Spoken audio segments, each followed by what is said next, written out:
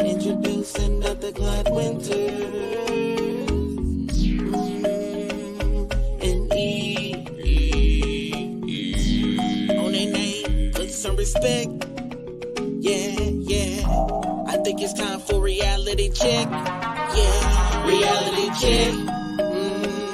Gotta get you back on cold. Reality check. For the young and the old. Reality check. Yeah, the heal your soul. Reality check. Get ready for the show.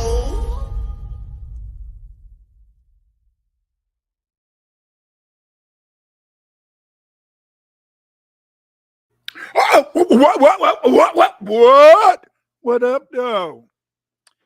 This is you guys caught me by surprise. I didn't even know we were about to start. I guess we started. Because see, today is the day. I've been crying all day, baby. Been crying all day. Why? Because a man needs to know how to cry too, and it's very important that we learn how to cry. But I want to first play this video by Yoshimod the Genius, because Yoshimod the Genius, the brother is always, in a sense, there trying to make things happy for us. I want to play one of his videos.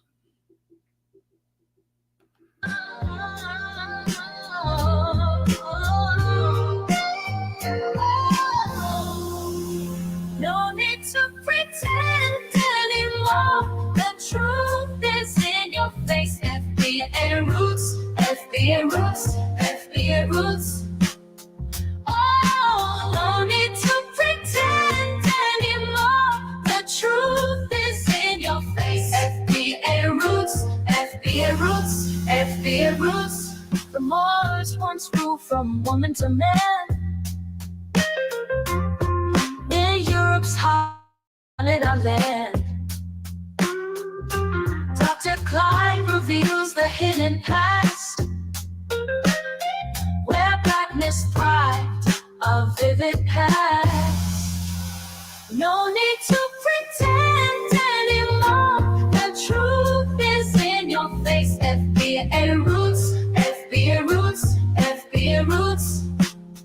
Oh, no need to pretend anymore. The truth is in your face. FBA roots, FBA roots, FBA roots. From rooms to moors, the truth is told. Stories of strength, being black is bold. Cultures blended, histories merged. A bond of funk, our souls converge. European tales, they twisted well to hide the truth, but their plans soon fail. See, Dr. Clyde's light shines beyond bright. We the black aboriginals are righteous in this fight.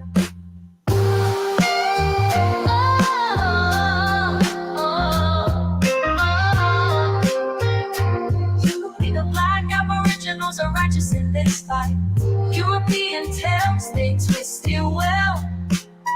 FBA roots, FBA roots, FBA roots.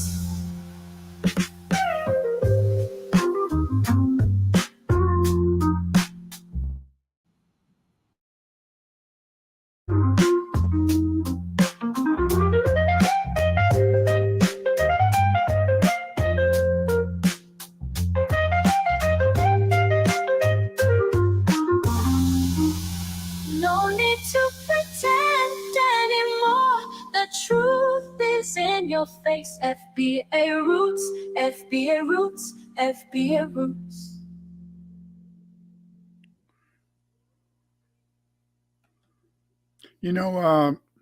That video was made by Yoshimod the Genius.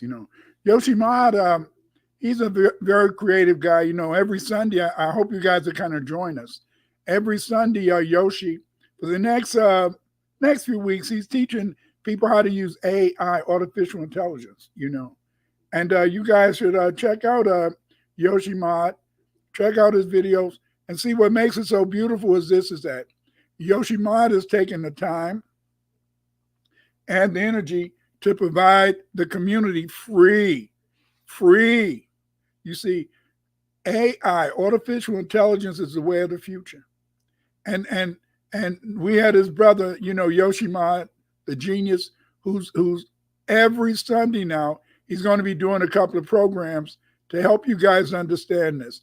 This is a way that you can improve your opportunities to make money. Yes, you can get a side hustle because of the fact and sense that he's there. But hey, wait a minute. Who's that? Oh, damn. Who's that? Who's that? Who's what? What? What's going on, Dr. Winters? What's up? Right. How you doing, Eve? I'm good. How are you? Well, I'm okay. I've been out in them streets, getting beat up by the sun, getting beat up by the energy out there. But the beauty is this: is that it's very important that we understand that men do cry. I'll be honest. Before my wife died, I only cried. Before my wife died, I only cried once. Period. Was it a happy cry? Was it a sad cry? What type of cry was it? My wife had her appendix bust, and they said she might die. Oh.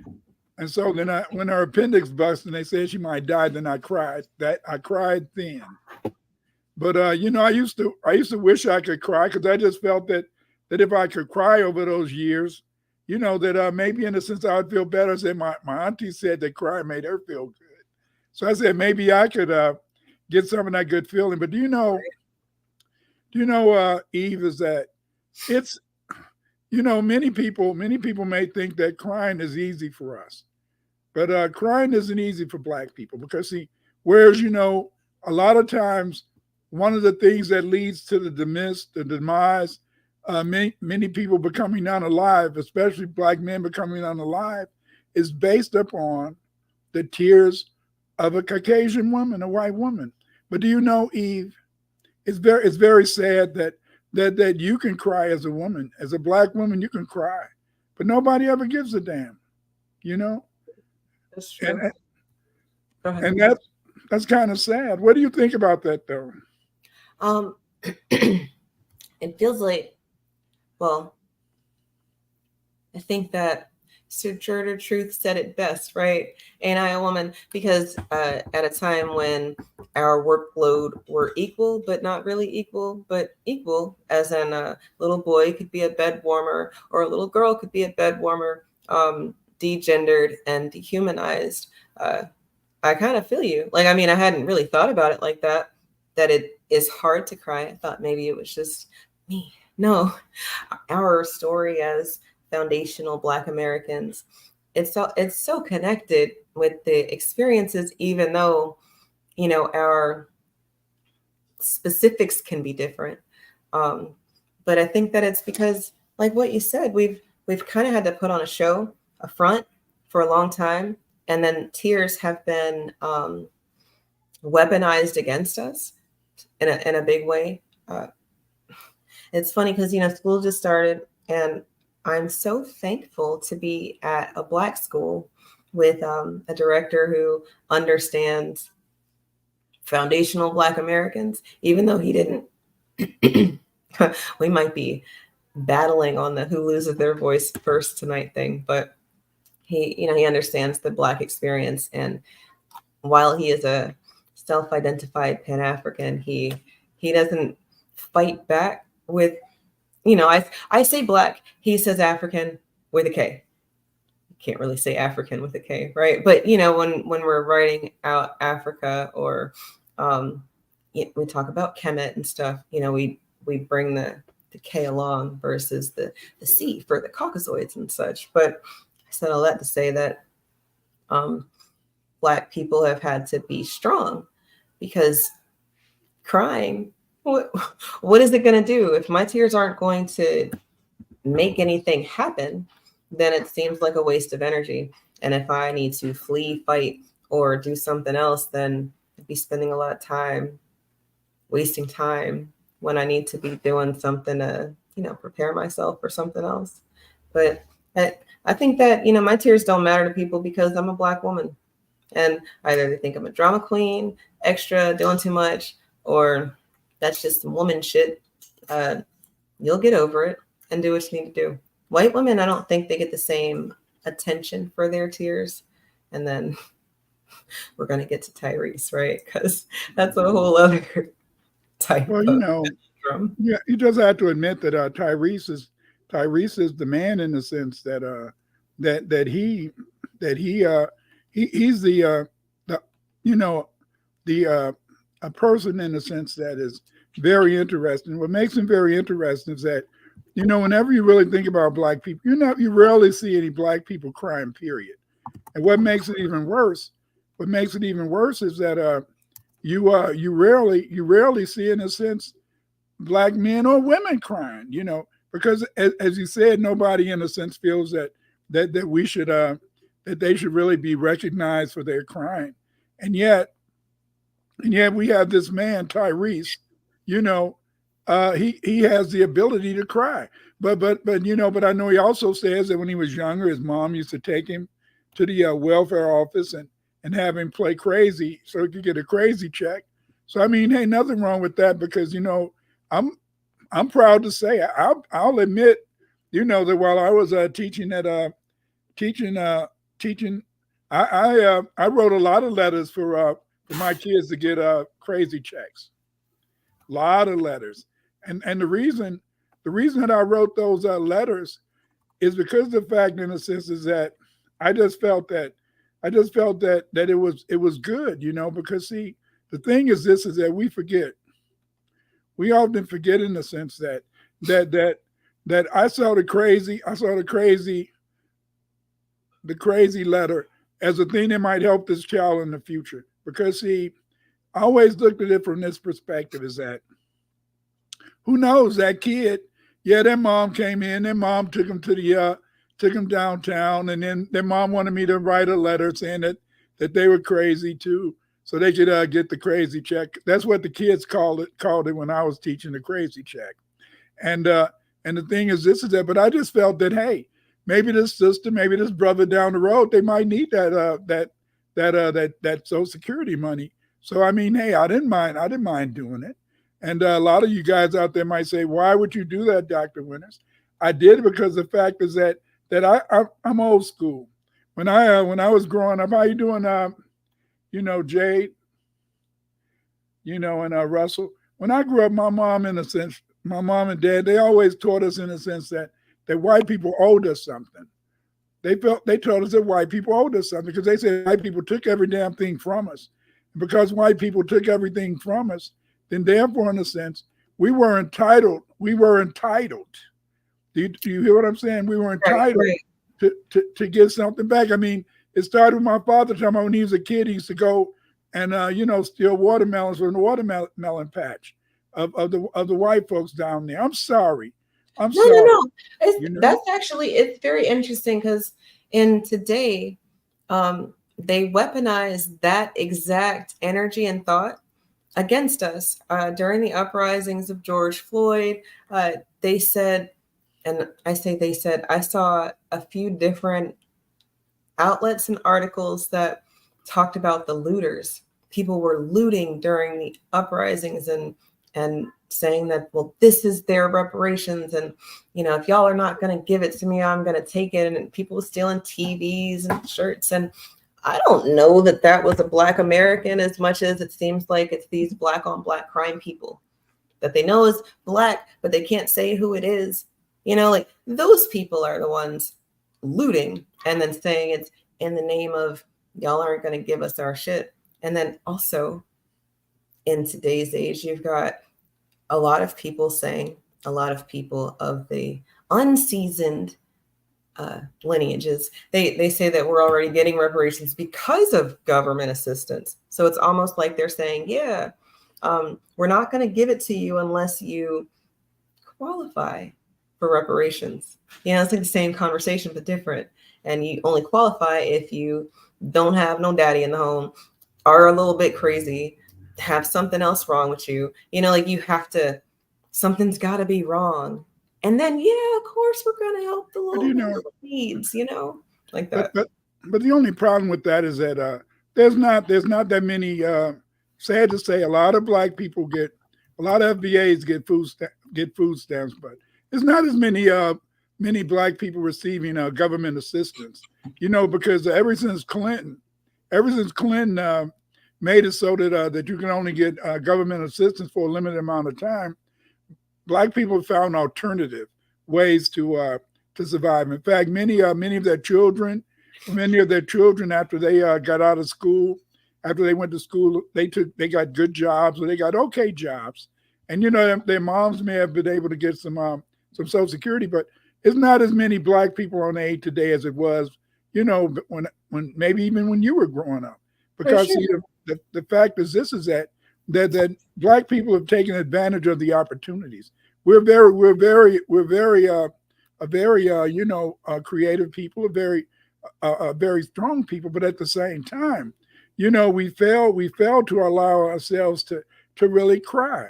And this is sad. I remember back in the day when I was feeling down, I used to wish so much. I used to say, "Damn, I wish I could cry." And like I said, I wanted to cry because I felt if I could cry, I would feel better. But I couldn't cry. Like I told you, for 50 years, I couldn't cry, except during that 50 years, I only cried once when my wife appendix appendix bust. But now I can cry. I can cry real good now. Every time I think about my baby doll, I can cry. But the point is this: is that is wonderful. It's wonderful because see, when I was trying to raise my sons, I have 5 boys, 1 girl. My wife, I let her mainly, deal with my daughter. But I felt in a sense that I had to teach my children. I had to teach my boys how to grow up because I didn't want them to be gay.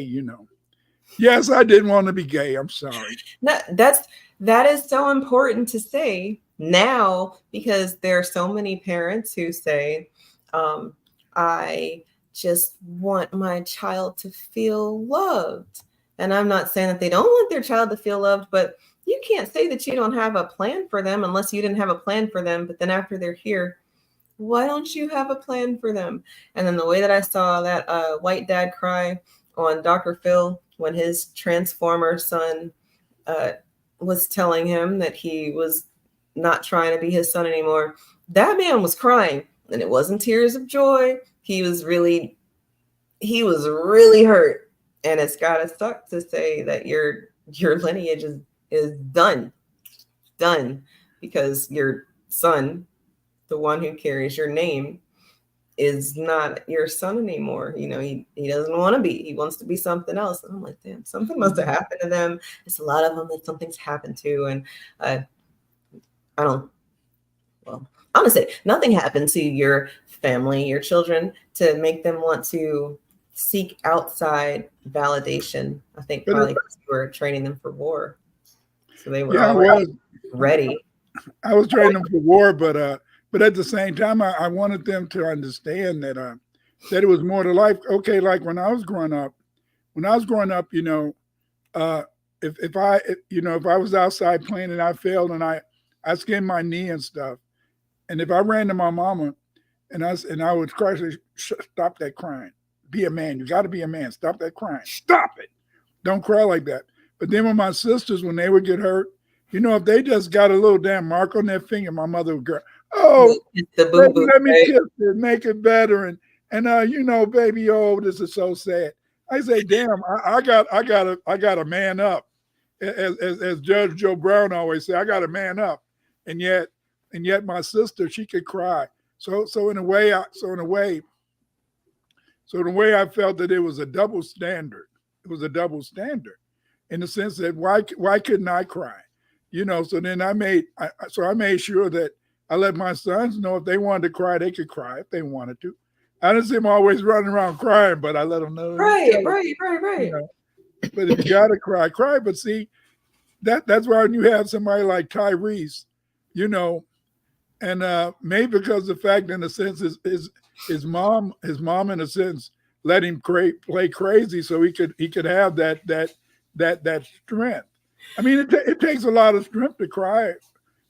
I mean, just like you, just like you, Eve. I noticed when I was growing up, I never saw my mother cry, no matter how much pain she was. I never saw my mother cry. I bet if I ask my kids, they'll say they never saw their mother cry, but I saw my wife cry. That's maybe that's the generational divide of sorts, because I think millennial parents are trying to be very emotionally aware of things, because they'll say things like, my parents never hugged me, or my parents never said they loved me. And I'm like, yeah, that's rough, but did they not love you? And hugs. I don't like people. I like who I like. What's going on, Immortal? But touching me, you got to be a very special person to get inside the bubble, right? So then I asked them, like, are your parents a huggy people? Like, do they hug other people and they don't hug you? Because then, yeah, I'd be like, that's strange. Like, why are they hugging all these other kids and not hug? But if it's just they don't do physical touch, is not how they love, it's something else. They show up for all your games. They make sure that you have everything that you need. You've never had to ask for anything, or you've never wanted for anything. They show their love for you differently. So then maybe you wouldn't have heard it, because maybe they're tired. Not saying it's an excuse or anything more than just a universe where, these people who tell me that their parents weren't extra affectionate with them. It's not that they didn't love them, because my children have seen me cry. And the first time I didn't like it because I felt very weak, but I also didn't like that because there's this stigma and stereotype on, if a woman's crying, then she's weak. It's showing weakness, which I guess why they can get pampered, because they're, weak, right? But then men can't get pampered like that because their tears don't really matter. But then, but even as a Black woman, are equal or not. Like, y'all are way down on the totem pole of people giving a damn about your tears. And but even as a Black man, I had to go back to when I was growing up. When I was growing up, you did not hold your girlfriend's hand or your wife's hand. You did not hold her hand. Nope. You wasn't going to be caught holding a woman's hand. No, not as a Black man. Like, because it's too affectionate. You look weak. I got you. Weak. Okay. And so then you sure as hell, if you wasn't on hold their hand, you wouldn't kiss them. But then like my wife, in a sense, maybe because she thought I'd been a whore up at college before we got married. Maybe I was, but maybe I wasn't. But anyway, but then she'd make me, she'd get mad at me because when we would be walking around the campus, she would try to grab my hand and I would try to put it in my pocket, and somewhere else she said, you better let it go. You better put your hand out. And so then I had to put it out, and all the fellas, damn, look at that fool. All of the white people, they didn't care, but Black people, look at that weak nigga right there wandering around holding hands. What's wrong with him? Go ahead. She did that, and that was wrong. That made me want to cry, but I couldn't cry. But in a sense, but see, the longer we were married, the more I could show more affection. But the thing is, this is that, oh no, back in the 70s, you did not hold 70s, 80s. You didn't hold no woman's hand out in public. Get out of here. That's just Black people that you're talking about, or Black people. White people were free to do whatever they wanted to do. Right. But we had certain restrictions. You had to walk a certain way. You had to. It was all about style. It was all about imagery. Look, Dr. Winters. Yes. What about assessing threats? Right. We are at war. We've been at war. I've been asking this question, and the results have been pretty, what's the word for really down? Like, they make me sad, but I'm not sad. I'm just, okay. I was a little overwhelmed by the responses, because Response to what? were we at war during slavery? No, Why? we weren't at war during slavery, because the fact that you had to look at it from this perspective is that during slavery you had two periods of slavery. You had the pre-independence period of slavery, and in a sense the independence period of slavery.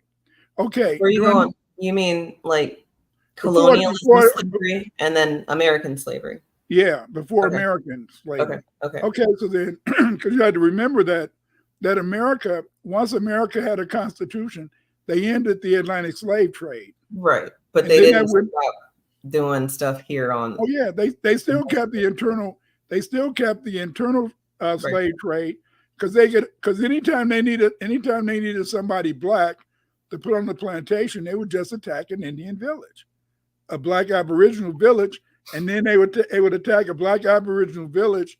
They would get all the black people in the village, put them on a boat, and they would sail the boat to Jamaica. Then come back from Jamaica and say, "Hey, we brought these slaves from Jamaica," and then in a sense, since most of them couldn't speak English, they're speaking some Indian tongue. This went on for many years, even though it was against the law of many states to make Aboriginal people, in a sense, slaves, because they were black. They could get away with it. You see, right. And so then during slavery, you didn't have, in a sense, a war, because when you came into slavery, you had to remember, American slavery is much different from Brazilian slavery. Brazilian slavery, they went to Africa, they got some people, brought them over.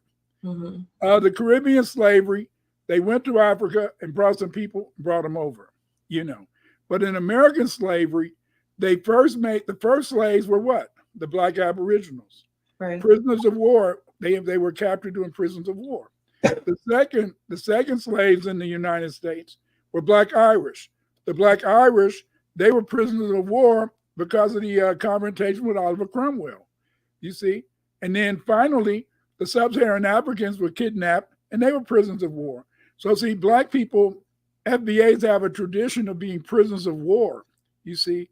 And so because of the fact that we came over here as prisoners of war, we've always had this instinct to rebel and to fight. That doesn't mean, in a sense, that we were going to do a war, you see, because the fact is this: to have a war, you had to have an organized group. You had to be able, in a sense, to get everybody to come on board. Whereas we just said, hey, you're a black woman, a white man raped you. I don't like what the hell he did. Maybe tomorrow night you might burn down his house. Right. You were a black woman. That's white man. That's not how I've been thinking about it at all. So I do appreciate that, because it's a different understanding. I felt like since we've always been fighting, then we've been at war the whole time. Prisoners of war for sure, but prisoners of war, and then those prisoners just never stopped fighting, even though they were in captivity. Because you want to escape.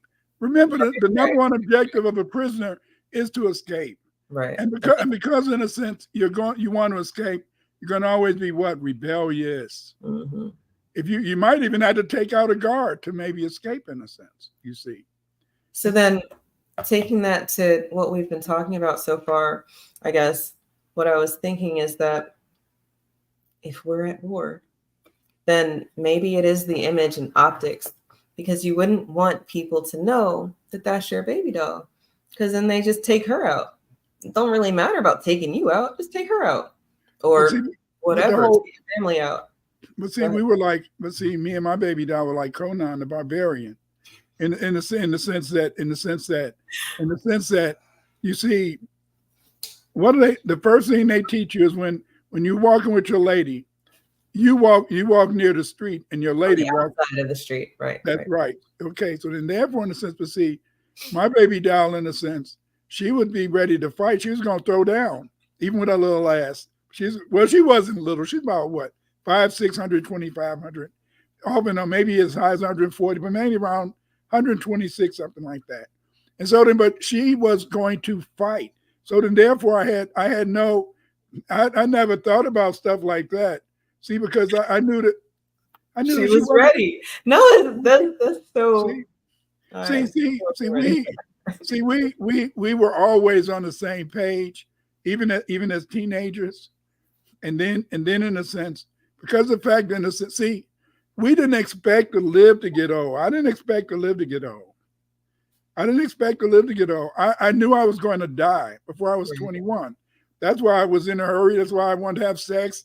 That's why I wanted to get married. You can get married, have sex, bust out a couple babies. Yeah, and then I'll be dead. My job's done. Then they'll remember me, and stuff like that. But it didn't happen like that. I'm 73. Instead of 21, I'm 73, and I may live a little bit longer. But the thing is this, is that I never had that attitude. That I could do it. And then my wife, because of the fact that she believed in being a fighter, then therefore, in a sense, is that we both felt hell would go down. If they come at me, she gonna try to fight too. So so that's the way it was. See, maybe your generation, maybe your man might say, okay, might push you in front, but no, we're not gonna do that. Not in my day, That's the feminists, white supremacists, all of the confusing people of the world have told everybody that masculinity is toxic. Of course. It's not. It's missing. It is necessary. And then they'll always show, I saw Elon Musk posted this about all these different job industries where 98, 99, 95, but definitely more than 92% of the workforce is men. But then, the quote was, we don't need no men. But then if you don't need no men and the women aren't doing these jobs, who's going to do these jobs, right? So I think that was a big, stupid, self-inflicted wound on America's part because, well, I don't think the founding fathers would be so happy with all of the transitions going on. But see, the only time, you got to remember in a sense, the only time that they wanted full employment of women was, in a sense, during slavery. They wanted black women to work. Mm-hmm. They've never wanted white women to work because that meant that they would have further competition. See, who would have further competition? The white men. Would have competition if their women worked. That's why, in a sense, just think about this whole idea. How instinctively the white man, the first thing that comes to his mind is to keep his woman down. That's one of the reasons why I remember my father when I was growing up, he said, that's the one thing I love about the white man, is that the white man always controls the checkbook. He makes sure, in a sense, that his woman has no control over that money so that he can control her. And see, that was and so then the Civil Rights Act, when and Title 19, I think it is, when it started allowing women to go into employment, that hurt in a sense the superiority of the white man. Right. Because he no longer had any control over his family. See, a lot of times, if you're not out in the world, if you just always live in the black world, you always feel that the black world is full of a bunch of baby mamas. There's a bunch of baby mamas in the black world. But see, that we don't understand that in the white world, there's a bunch of baby mamas. The only difference is that the white woman was married. Mm-hmm. She was married, but now she's a baby mama. And because of the fact, in a sense, they can pretend to be submissive for a little while, then they might have a boyfriend around for a while. But most of the time, in a sense, most of them were baby mamas. That's why I've told this story many times. When I was teaching at Governor State, and I taught the research program, and to get a master's degree, you had to write your thesis, so you had to take my class, and at least for about 7 years, I was the only research teacher at Governor State because nobody else wanted to teach research, and so a lot of times I would have these white women who wanted to do their final project on single parenthood until I reminded them, "Aren't you a single parent?" And then, but they would forget. They would forget because remember, the only single parents our baby mamas, black women, Right. because but when you get into the real world and you get out there, you find out in the sense that yeah, these white women may have a boyfriend, but they were married once, but that man in the house is usually not the father of those kids. See, Very, very good. And so then, but see, they create these mythos, and it's the myths that allow people to really, in a sense, see a problem. See, just like to me, they talk about. See, I've never seen a war between a black man and a black woman, and I've never seen a war on that level because see, I know a brother if he got game, he's going to be the master of his house if he has game. If a brother don't have game, well, hey. Then damn, you just lost out. If you got game, you're not going to be worried about this or worried about that.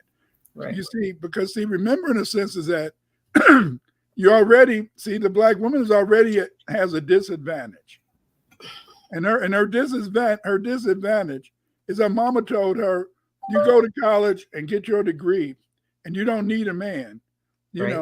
Okay.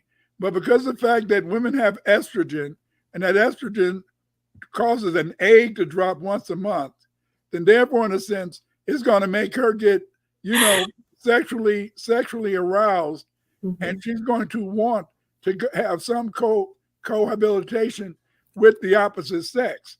Right. And because the fact is that this is just a normal thing. God made it so the woman is going to get in heat.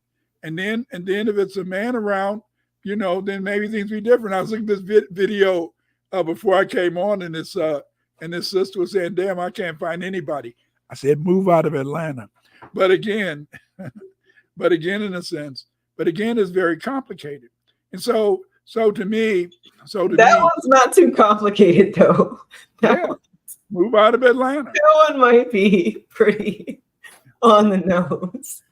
Stop living downtown. You see, in Chicago, when I was growing up, and even to this day, we know where to go if you want to go in that direction. Go to Boys Town, that's on the north side. So whenever you met a brother growing up, and he said, "I'm moving to the north side," well, you say, okay, that he had decided he wanted to go that way. But see, it's very important to understand is that. So you got to understand is that because the fact, in a sense, is that what did Frances Welsing teach us? She taught us, in a sense, is that the goal of the European is to that's right, is to annihilate us. Okay, because the fact, and I know nobody believes this, we are the majority in this country. There's more black people in this country than white. See, I believe it. But because of the fact, in a sense, that we're the majority, they're always trying to find a way to limit our population. And the easiest way to limit our population is to encourage us to be involved in the gay lifestyle. Right. Because just having oral sex, you do not produce children, you see. But then at the same time, these people, this whole thing now with a lot of people who are trans, and they want to tell you that forget about the penis. No, if I got a penis and you got a penis, I don't want to be with you. Well, you ain't got to worry about me. I'm not going to hurt nobody. But if I was younger, I wouldn't want to be with you. Thank you. In your age that you are now, you don't want to be with one of them people because I was at the DMV today and I didn't like that the forms said male, female, non-binary. Wait a minute, really? Mm-hmm. Wow. Yep. And now you can go back and change your birth certificate to say X or whatever you want it to say. And it's like, wow, they are going above and beyond for this charade. And it's for what you just said, population control on us. I don't think that they ever intended the 2% of America to mainly be them. This is going to have to. But they don't. But it can be them. Per capita type of statistic, right? But you got to remember that it's always been them. It's always been them. And right. Every time, every time we get every time America goes into to an economic upswing, whenever America goes into a period where there's a lot of money, there's progress, you see that then many people began to go into that homosexual lifestyle. The roaring 20s, the 1970s. You see, so anytime the economy improves, then therefore they feel that gives them the option to be themselves. So you have to understand is that usually Caucasians disassociate themselves from their body. You see, that's why it's strange. It's really strange when you can find a black trans, because see, most of the time, in a sense, that black trans is usually either all the way gay or not. It's just like my daughter once said. She said, "Pops, you cannot find a bisexual man." She said that she said there's no such thing as a bisexual man. There's no such thing. Because she said that usually she said you can have a bisexual woman, but you can't have a bisexual man. And she said a bisexual woman will go with both sexes, but usually, in a sense, if a man is bisexual, he usually goes all the way to homosexual. I'll give her this: if you are a man and you can take a penis in your butt, you're gay, and it doesn't matter if you also like women. That's just the bottom line. Like them, you don't want them. Right, because that's a whole other level of commitment, I think, for a man to be the submissive one, because all of that gets into like power. But even if you allow a man to perform oral sex on you, to me you're gay. That's what I feel. No, I'm there with you too, but I would say that you could probably claim bi, but you probably are all the way gay, because none of the women are gonna want to know that you like what they like. That's a mind fuck in a very bad way. It is. And you got to look at it from this perspective, is that a lot of times men want to have sex no matter what, maybe 5, 6, 7, 8 times a day. So then therefore the average woman is not going to, you might get sex every day, but you might find a woman who have sex with you every day. But when you want to go 4 or 5 times a day, most women, no. I'm sorry. We don't. There's no such thing, because most of the time they say, "Damn, I'm tired. Shit, I don't feel like it." Well, I'm saying, and why aren't you tired at this point? Like, what the hell is going on? Because as the man, you're not doing any work. Huh? I didn't think about that. You're not doing any work. So then therefore, I know you're saying, what is he talking about? But you're not doing any work. But see, you have to heave up, down, heave up. And that's why in a way, most of the time women are more flexible. That's why women can do yoga and all that. They're more flexible. That's the way it is. Until they get old, then the older you get, you lose it. But the point is, so then therefore, a man, if he's having oral sex, what is he doing? He's not doing nothing. That's true. He's literally just laying back. But if you're a woman, you got somebody that may be twice as heavy as you on you. You're trying to breathe, but you still have to move. All that type of stuff, and all he's doing is say, "Yes, handle it, baby, handle it, good."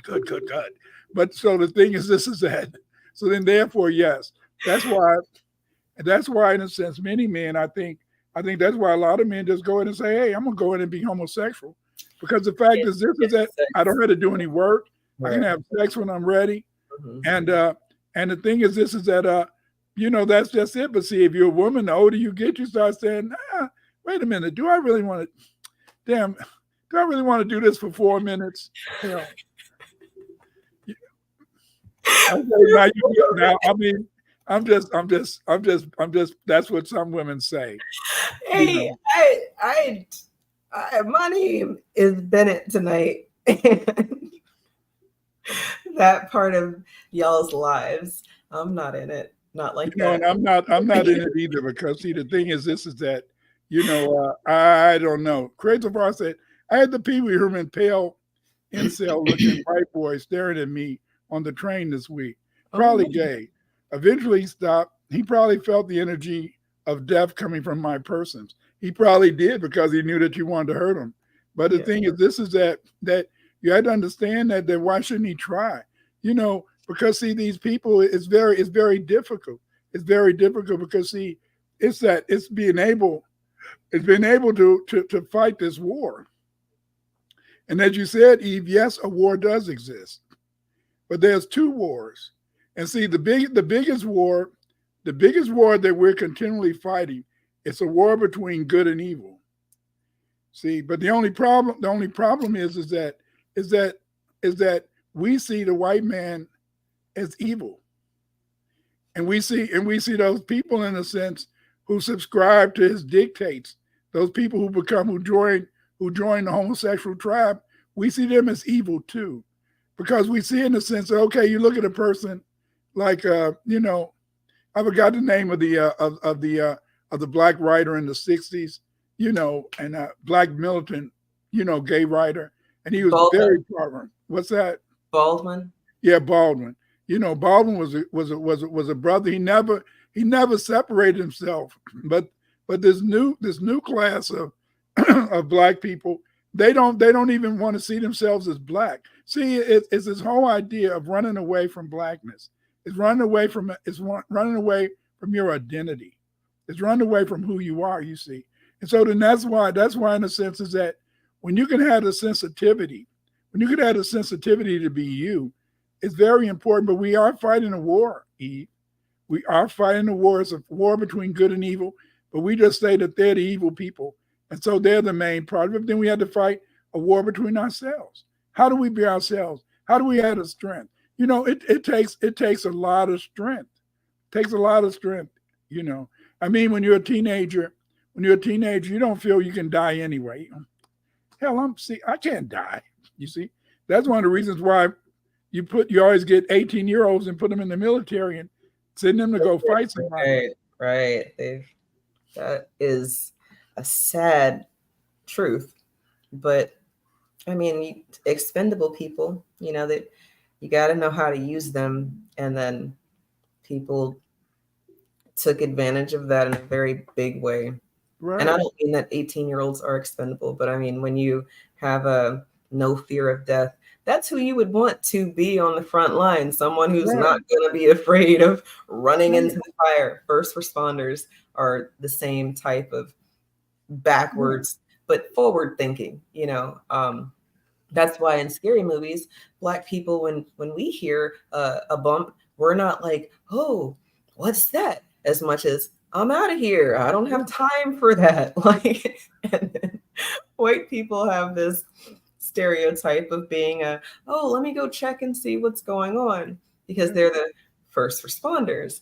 And I hate the stereotype, because it's not all the way true, as much as in scary movies, that's normally who gets got first, the person who's going to go see what happened. But in real life, I don't know Black people that are running away from bumps in the night. If you bumping over here and you're not supposed to be, there's someone here who can take care of that. You're not supposed to be making bumps in the night and get my shit and leave. That's right. We heard bumps in the night when I was growing up. My old man would get up and get his gun, get his shotgun. That's what I'm saying. Exactly. And he's going to see what the hell going on downstairs. Even during the 60s when we were doing the rioting and stuff, just about if it was a man in the home, not so much, I don't know about the women because I was with my father and mother, but if it was a man in the home, you at least had 3 guns in the home.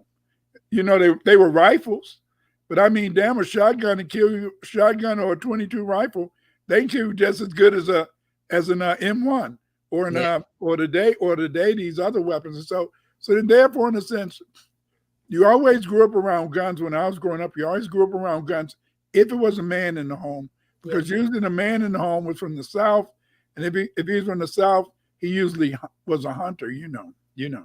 Like now in a sense, and a lot of military men, once they get out, they want to have a gun around the house, or two, and I mean, and today they don't even cost that much, Right, right.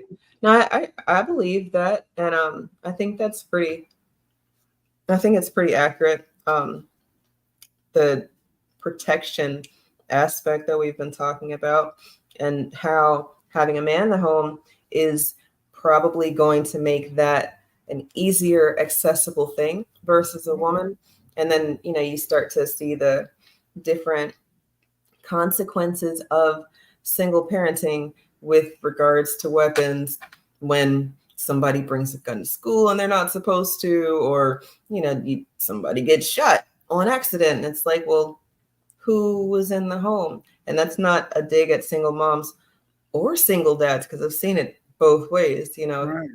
The attention is missing or lacking, and the parent has to do all of the work, even though that's impossible. Something's going to get It's missed. got to be, that's why it takes two. It takes two to tango.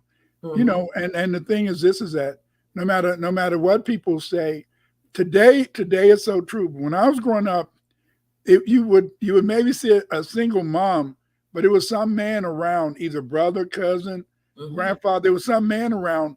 Whereas today, you find in a lot of these homes, and I can't blame a woman for wanting to kill her children, because I remember sometime my wife, she would say, "Damn, my mind keep telling me I should kill one of the kids, but I'm not going to do that." But then you think, but then she could talk to me or talk to her mom. But then when you think about a single mom, and the single mom is in the home and she has nobody to talk to except the kids, and then you get these thoughts, because see, we're fighting. There's a war between good and evil, but we forget that there's an evil side of us. That's very true. It's an evil side of us, and I mean, and so then, off and on, she would say sometime after she would, when the babies were little, she might say, "Damn, my mind would be wanting to tell me to kill my kid. I'm not going to kill my damn kid." But see, but the whole point is this: is that you have to be conscious. And see, often we're not conscious of ourselves. Often we don't look inside ourselves and really see who the hell we are. See, a lot of people, okay, I'm Dr. Winters. Okay, I'm Clyde Winters. But people can build up any image of me, my children, my wife, whatever, my friends, you see, my colleagues. But the point is this: is that I don't know me unless I really try to investigate me, you see. And see, often we don't really investigate each other, you see. That's one of the reasons why when I was when I was younger, I always felt that because of the fact that women looked as though they felt better after they cried, I always wanted, in a sense, to maybe wish I could cry. I said, maybe if I could cry, maybe in a sense I would feel better. I might still want to fuck you up. And I mean, when I was growing up, some of the best fighters in the schoolyard, they would be crying and they'd be kicking somebody's butt, beating hell. Say, damn. So sometimes tears can make a mighty effort, That's for sure. That's for sure. I mean, I'm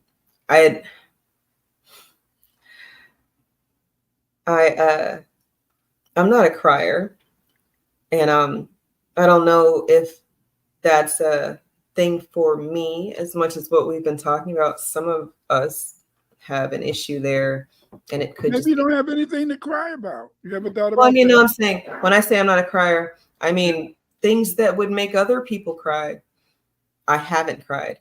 And then very randomly, I've cried. One of my pregnancies, there was a commercial. It was like a Free Willy type commercial, the orca. And it wasn't Free Willy, but I don't know what the orca is. I don't know. It was like a Save the Orca commercial. And I bawled. Like, I was crying alligator tears. And I have no idea what that was. Because I have zero issues with orcas or killer whales. I don't love them. I don't hate them. I don't feel any kind of way about this animal. But that commercial, I don't know if it was a song, if it was just, when you're pregnant, you got all sorts of hormones. And then after you're pregnant, or after you have the baby, it's still a whole bunch of hormones. So not having anybody to talk to and having dark thoughts, and wanting to keep it in, like someone said in the chat earlier, and you're not wanting to show the child, or you don't want to upset them with your tears or whatever the reason You is. know, Keeping and, that in, it might make you go crazy and do some and crazy shit. sometimes you can be with somebody who you love, and they can love you, but sometimes you can't communicate. Sometimes you might still be afraid to really share, your deepest thoughts, your deepest feelings, your deepest emotions.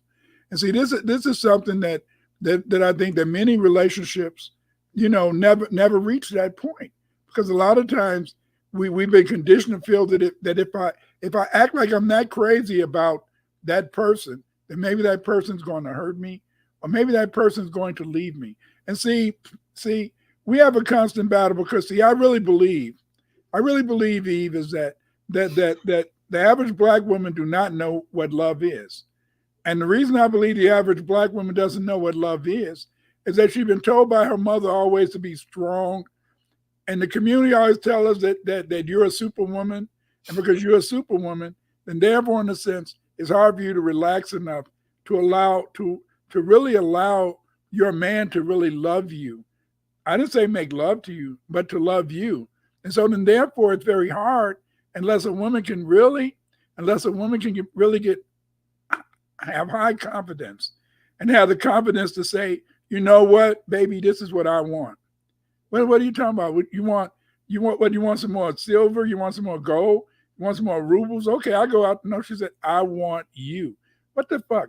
What the fuck are you talking about? You got me. And then you might say, I want you in totality. And see, this makes people very afraid, not only men, but also women.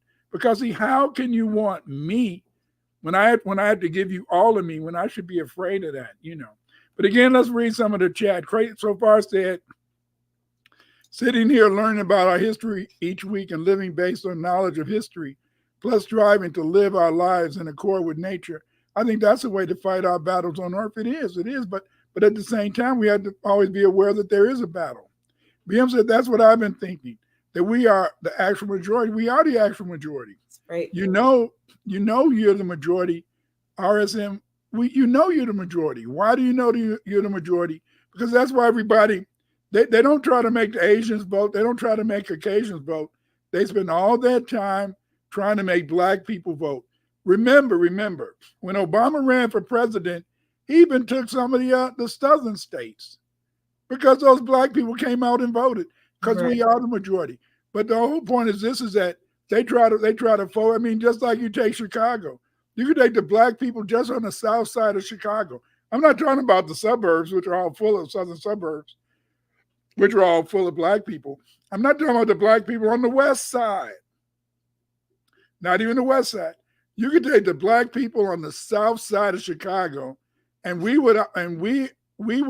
is more Black people on the south side of Chicago than in Wyoming, South Dakota, North Dakota, and Montana put together. Whoa. There's more Black people there on the south side of Chicago. So then therefore, in a sense, we are the majority. But that's why, in a sense, they always have to tell you you're a minority.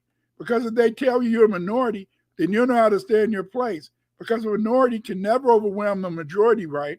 So then therefore you have to understand that's what it is.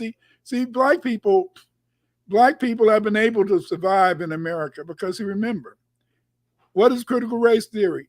White people hate you. White people want to kill you. White people created a race in which you're supposed to lose. And yet, even though white people hate us, even though they want to kill us, even though they created a race in which they're supposed to win, God has always said, fuck you. And then because of God, we're still able to, in a sense, become superior to them. You see?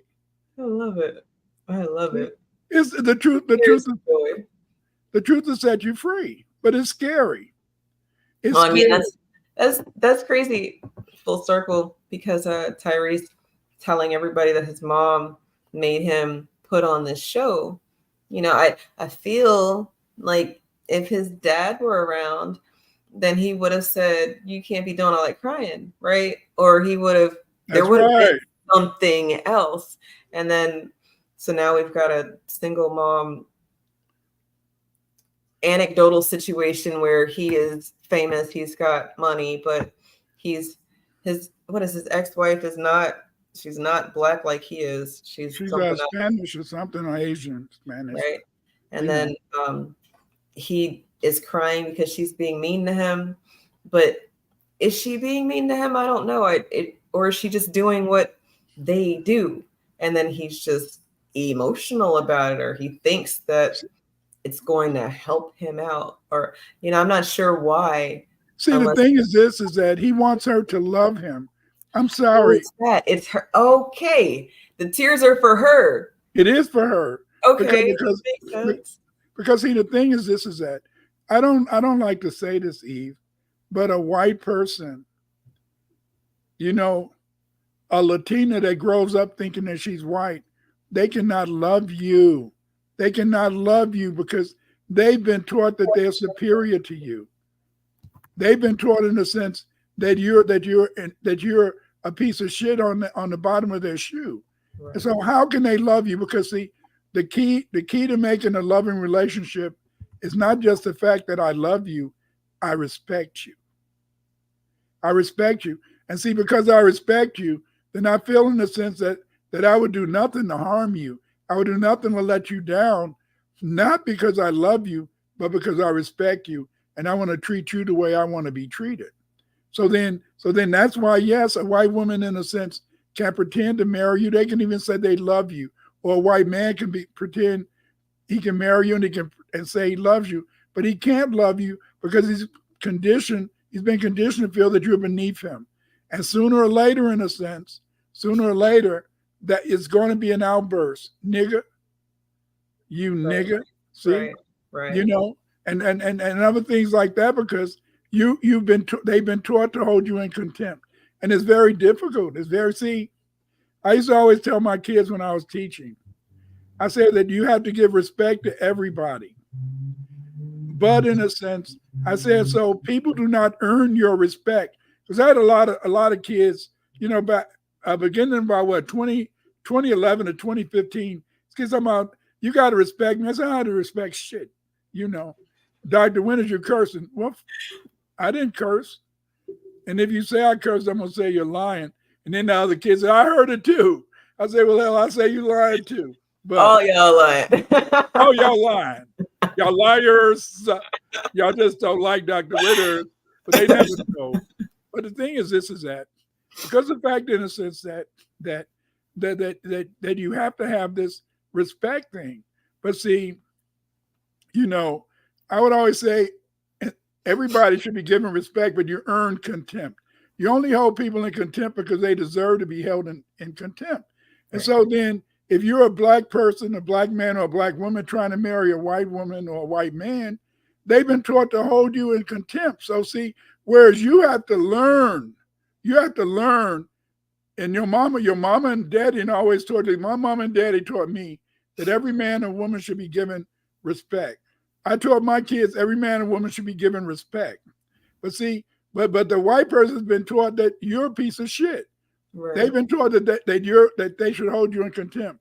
They've been taught that they shouldn't, in a sense, respect you. So then, therefore, it's only a matter of time, in a sense, that you can be with somebody for 50 or 60 years. Y'all had a good economic relationship, but that's all it was. It wasn't love. It wasn't respect. It was that you were a good provider. And because you were a good provider, or they were a good provider, things worked out. I saw this video, and it was talking about, and his brother said that he was disgusted. He was sick because he said that everywhere he worked in a lot of restaurants, it was always sisters paying for the meals of the white guys. That when they were going on a date, it would be the sister paying for the meal. And I mean, even look at Gabby, what's her name? Gabby, the girl Gabby, the Senegalese girl. That Sidibe. Yeah, Sidibe. Look at Serena Williams. Look at all these women. They all got they all got more money than their husbands and stuff. Mm-hmm. But then they tell you don't take care of a brother. Damn, you take care of a white man. Get a brother some too. But anyway, but the point is this: what I'm saying is that you can have a good economic relationship, but they can't love you. And I don't like saying this, family, and please forgive me, but I don't like saying this, but how can somebody love you when they've been taught all their life to hold you in contempt? To hold you in contempt, how can they? You've been taught by your mom and dad to respect people, and they earn in a sense your contempt. Your mom and dad did everything. I don't know about you, but I know I raised my kids and most of the people I grew up with. So I'm assuming your mom taught you the same thing, is to be humble. Be humble. Don't think you're better than anybody else. Right. Even though you can know you're better than them, you better not show it. You see? So you've been always taught, yes, you've been taught this. No, you're right. You're right. The humility aspect for sure. I'm a little more rebellious. I understand why you say that you earn contempt and everybody should be respected. It's almost like innocent until proven guilty. Like you should, Right. in a sense. But I feel like I'm a little jaded. People have been saying that you should give adults respect because they're adults. And I'm like, but if you don't like me and I don't like you, then the most respect we can have is just being honest with each other. But then children aren't allowed to not like adults, especially adults in a authority, figure or whatever, because they're instructing or leading or teaching. And I have always just That's not always the case. at all. Even though that is essentially what my parents and our parents That's taught not us. always the case, because as a teacher and as an educational psychologist, you only find that among, in a sense, Latino kids will give you respect because of your position. Mhm. See, black kids in a sense may go along. White people are not white children are not going to go along. You're just in a sense, you're there to serve them. This Right. is just from 46 years of teaching. That's what I saw over the years. Like anyway. I'm not going to talk about something that I'm ashamed of, because yes, I taught some white kids once, and the way I was really mean. And I would take them out in front of the door. I would take them out and I would talk to them in the hallway in front of the door and stuff. And then I would be talking to them and I'd be pinching their asses and stuff. But nobody could see me pinching them. So then I could always have deniability. That was mean of me. But the thing is, They were probably little badasses. they were Just in case badasses. they're about to fuck up some shit later. They were Oh, badasses. you probably changed their How can of those white listen, kids. They didn't turn into serial killers because of you. listen, when you would teach on like back in the day, you couldn't go down 79th Street to Evergreen Plaza. Evergreen Plaza was a plaza a lot of black people would go to. But in the 70s and the 80s, you couldn't go down 79th Street because the Evergreen Plaza was on 95th. And so then you couldn't go down 79th Street to go to Evergreen Plaza, because the white people would attack your car and stuff. They throw shit at your car, maybe even try to grab you out of it and stuff. In the 70s and the 80s. So you couldn't go down. You said it was a black area? No, it was a white area. It was a white area. Okay. And you couldn't, so you had to go all the way around. You had to go all the way around to get to the plaza, so that the white people wouldn't attack your car and maybe hurt you or tear it up. Oh, Chicago. That's what made Chicago so beautiful growing up there. Chicago made it clear back in the day, not so much today, but back in the day, white people lived here, black people lived there. The Irish lived over here. They didn't want to see your black ass. The Polish, they didn't want to see your black ass. You better not be on Cicero Street. You better not be on the street Cicero. Was that Italian? That was Italian, white and Polish. And the thing is this: if they caught you on Cicero, they would kill your ass. I'm serious. No, I'm not laughing because it's funny. I like the black and white aspect of it all. Yeah, you knew where you stood. Those white people don't like each other, but they like each other more than they like you. So right, there's levels, and I most definitely agree with you that an interracial relationship can't have love because it's unbalanced because of what's been taught. Like, we're not there yet. I understand people want to do the utopia and the perfect society, or dystopia, if you will, but we're not there yet. Maybe in 200 years, but I don't even think they're going to be here in 200 years for us to have a loving relationship as much as the people who will be here in 200 years will be varying shades of brown. And then from there, it'll still be about, culture and what you're doing. And for what it's worth, Crate said that the reason he's so emotional recently, Tyrese is so emotional recently, is because the wife took half, or wanted half, or she wants more money. And he's like, he doesn't want to do that, I guess. And then I saw something about a child. Right here. He says, I had read on Twitter, Teresa's ex-wife took half his money and treated marriage like a business. Marriage is a business. Right. Marriage is a business. And then they definitely treat it like a business. Right. And they just admitted, I'll admit that if my wife, I always felt if my wife, in a sense, I took her best years. So, I mean, hey, if we would have got a divorce, it was easy for me to say this because we didn't get a divorce. But I felt if we would have got a divorce, she would have deserved whatever she got, because I took away her youth. I took away her youth. Damn.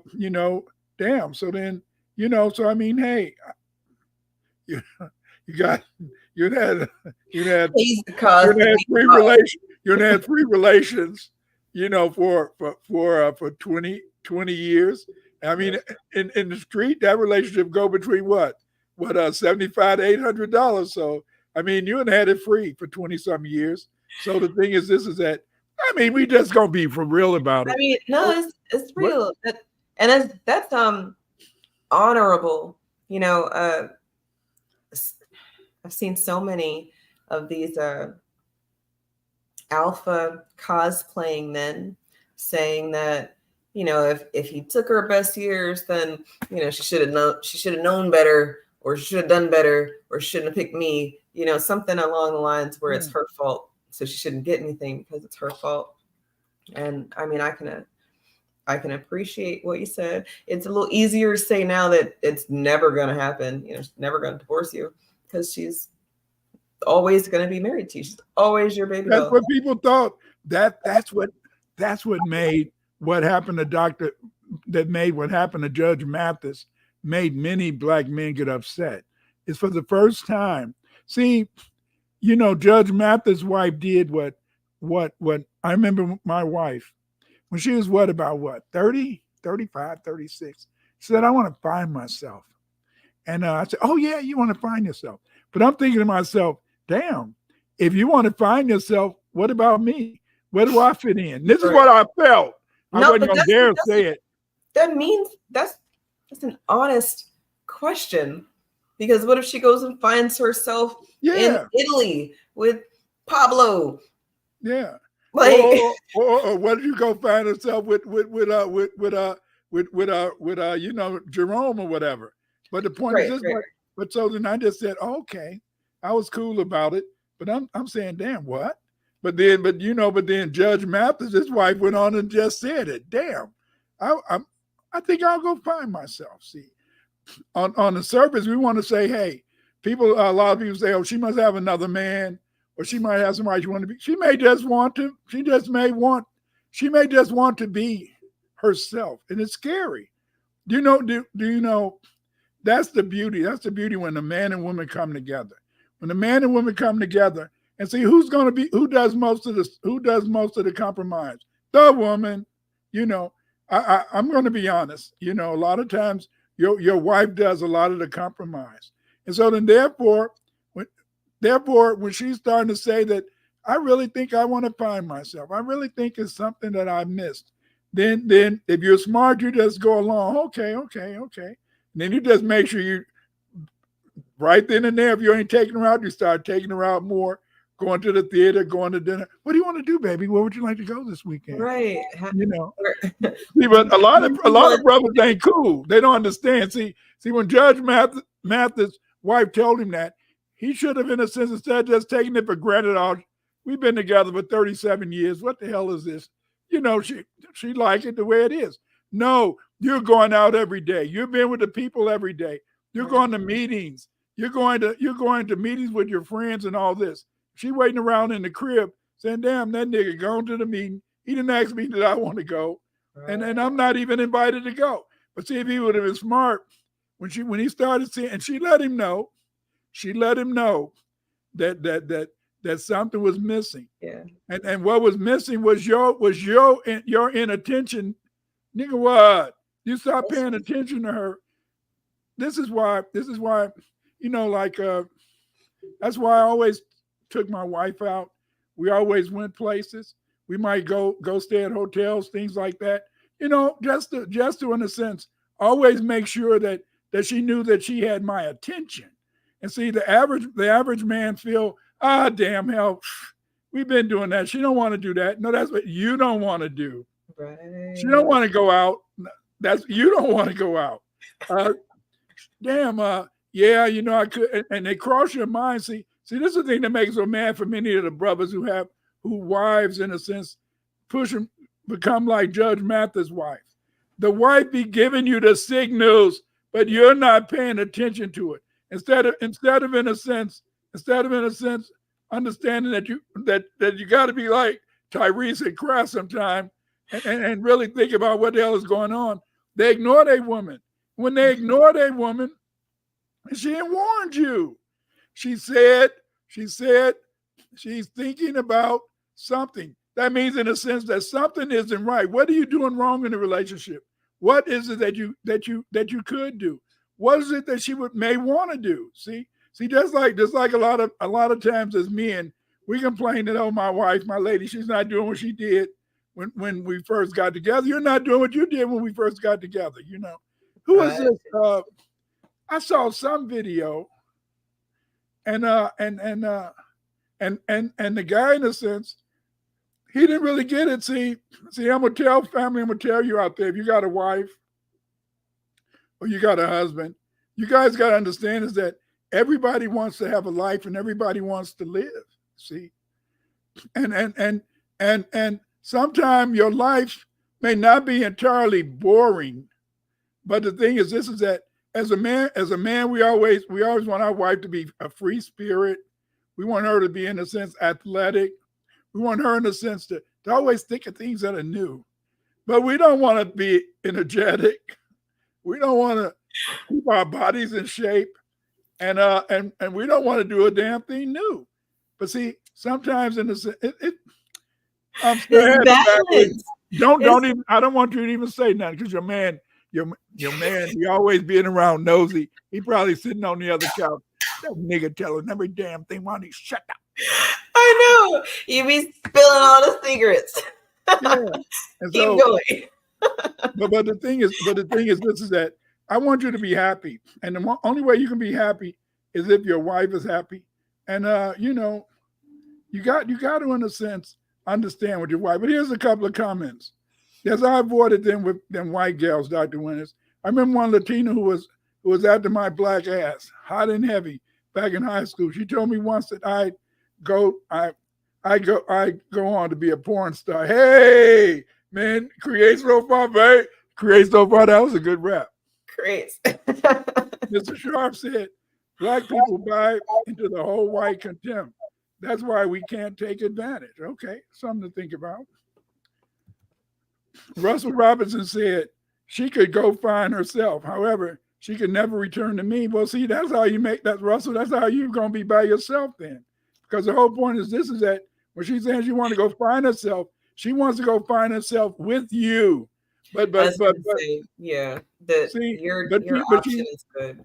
Right, but she's trying to tell you something. She doesn't know, but it's something that she wants. And so when my wife said that, I said, damn, I got to get my game up and shit. You know, I mean, hey, would you like to go here? You want to go out to dinner? Every weekend we going somewhere. Or where we going this weekend to eat? I don't like restaurants. I like buffets because I can eat all I want. But my wife likes restaurants. What restaurant do you want to go to this time? Oh, you want to go there? Okay, let's go. You know, you want to go here? Let's go. Why? See, shit. See. In other words, In other words, when Judge Mathis, when his wife, in a sense, when his wife was trying to talk to him, instead of him realizing it, he ended up like Tyrese, crying. Because the whole point is this: that what did I do wrong? What you did wrong, you didn't look at the damn signs, nigga. What? See, God give you common sense. God give you common sense. You got this beautiful wife, you know, and the thing is, this is that. But you forgot what you did when you was trying to in a sense get her. You forgot in a sense that you were trying in a sense to maybe keep the muscles up. I mean, stuff like that. I mean, back when I first met my wife, I'd say, you know, I was playing football. I'd say, stand up on my stomach. Go ahead, just jump up and down. Because I mean, damn shit, I'm playing football. I got to be ready, baby. So, you know, and so then, I mean that was just it. That was it. You know, but the thing is, this is that. But we do forget sometimes that I don't care. It could be 5, 10 years, but maybe sometime find some extra money. Get up. Stop trying to just pencil and nickel and dime shit, and don't take your woman out sometime. You know, plenty of times. You know, take her somewhere and surprise her. Buy her a dress. You know, I didn't like to buy my wife shoes because I'd get the wrong damn sizes. But, you know, buy her a dress, you know. For a while, my wife used to like jewelry. So buy some jewelry and stuff like that. Something in a sense. I mean, it doesn't really mean that much. It doesn't mean that much to you, but it's just the idea that you bought it for your woman. See, the thing is that we don't understand sometimes as a man that our woman can feel naked. Damn, I keep her clothed. She's got all type of clothes. She's got this, she's got that, but she can still feel naked because she can feel that maybe you're not giving her, you know, other things just for her being her. See, that's the whole point. That's the whole point. When you got a superstar, you should want to give that superstar whatever she deserves, whatever she needs. And see, your woman deserves everything. Because why? Is it because that she's the president? Nah. Is it because she's the governor? Nah. What about the mayor? No. She deserves it because she's your woman. Right, because she's yours. That's and right. then if she's yours, then she will want you to have what you want, because that cycle will continue to cycle. Yes. And then everybody gets what they want. And everybody's happy. That's right, because see, remember, family, your woman is your key to God. What are you talking about, Clyde? Your woman is your key to God. Because see, your woman, in a sense, because the fact is that she lives and she dies every month. She lives and she dies. And so that gives her, in a sense, a higher purpose. She knows death. She ain't never been dead shit just because she had a fucking period. But that's very important. But see, by her having that period, she's experienced death. She's experienced pain. I mean, pain that you can't even imagine, you know. You know, I remember, in a sense, damn, you know, got to take pills and shit and all that type of shit for that pain during that time, during that period when they're on the period. And that's why a lot of times women are happy when the period is gone, you see. But the thing is this, though, is that you have to always understand is that, you know, you have to be ready to cry. You have to be ready to cry sometime. Why?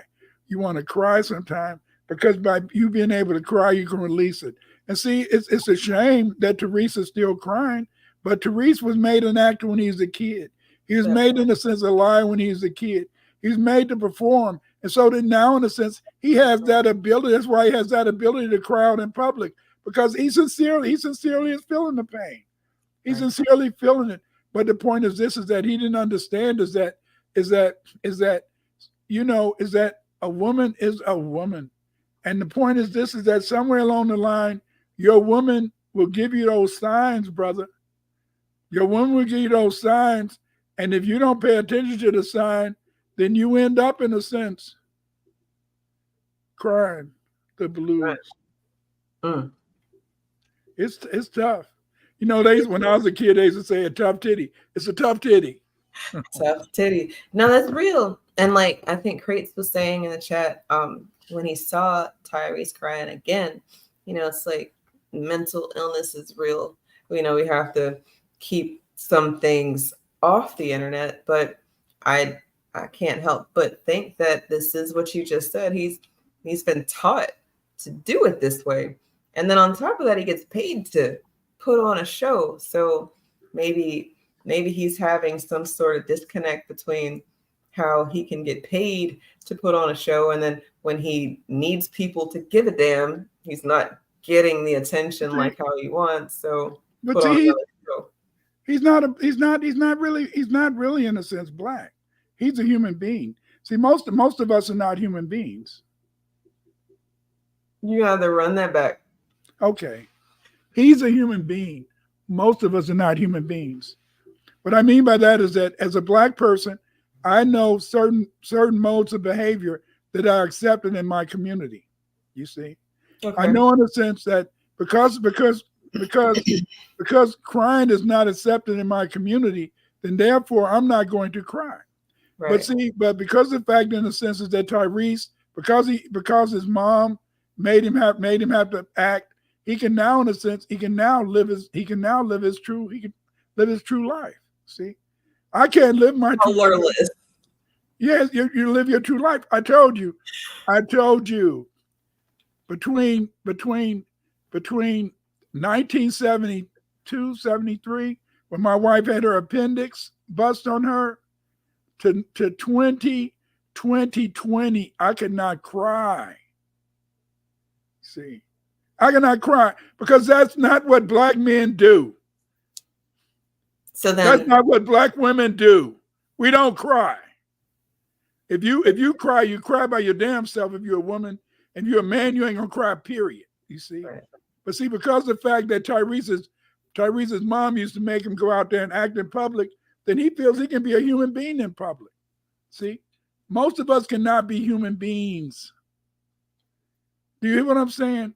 Most of us cannot be human beings. It's just like my son the other day saying, "Damn," he said, "Pops, me and my wife, we got to go and we're going to Pucacana somewhere and stuff." And because somewhere in Mexico, Pucacana, some resort. And so he said, "Yeah, I got to go because see, I love to go there because when I go there, people are waiting on me. The drinks are waiting. The food is already paid for. Blah blah blah." I said, "That's because," and he said, "because I feel like a man, not a black man, a man." And see, this is the whole point: is that in America, we rarely feel like a black man. We rarely feel like a man or a woman. We feel we're a black man, we're a black woman. So there's roles that we had to play. Mm-hmm. And even if we don't want to play that role, when we go out in public and interact with those other people, they force us to play those roles, or they because they compartmentalize us into a certain spot, and that's where you are and who you are. Right. You see, and so then that's why I was telling you that in terms of Judge Mathis, he probably did everything he thought he was doing right. But when his wife started letting him know, "You're not paying attention to me the way I want to be accepted. Right. I'm trying to find myself." Instead of you saying, if she's trying to find herself, maybe I should take her out to restaurant shows, things like that. Maybe she can see somewhere where she fit in, and maybe she may want to be with me.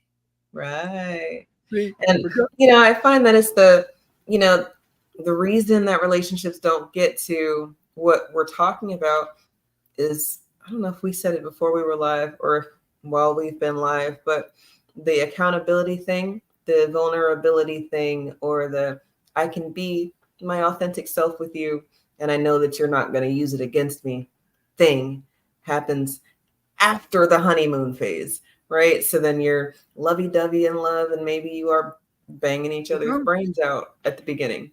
And then people go ahead. Well, think about this, Eve. You may not think about this. You've been divorced once, so you may, in this relationship, you may demand a little bit more than you demanded in the other one. But see, they're often in many relationships, the man or woman is never their authentic self. That's not saying that it's in a negative way, but they're afraid that if they be their authentic self, that somehow their mate is going to hurt them.